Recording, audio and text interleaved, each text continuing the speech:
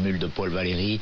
Enfin, au Rassemblement national, on rappelle que les ministres ne sont pas les derniers pour se déplacer en jet privé. Les politiques et les footballeurs ne sont peut-être pas si différents. William Galibert du service politique de RTL. Merci. Et je vous rappelle quand même que l'actualité du PSG ce soir, elle est aussi sportive. Le club de la capitale retrouve la Ligue des Champions. Ce sera face à la Juventus Turin.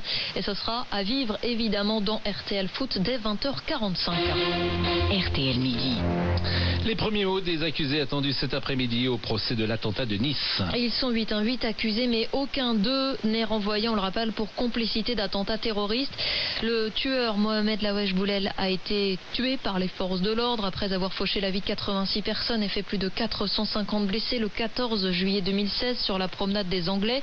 En son absence, les avocats de la défense craignent de voir leur client endosser un rôle qui n'était pas le leur.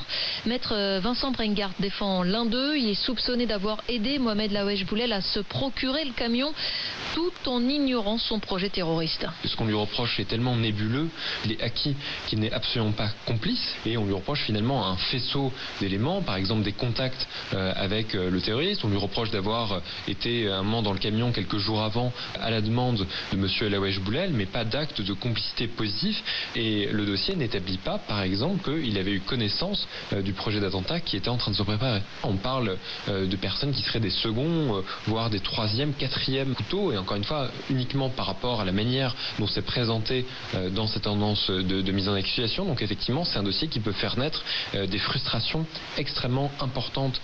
Propos recueillis pour RTL par Thomas Proutot. Des commerces sans clients au milieu des rayons. Les dark stores font polémique. Alors dark ça veut dire sombre et store c'est magasin, et s'invite aujourd'hui à l'agenda du gouvernement. Une réunion, oui, actuellement pour mieux réguler ces entrepôts sans enseigne installés en plein cœur des villes pour permettre en fait aux livreurs de satisfaire les clients le plus vite possible.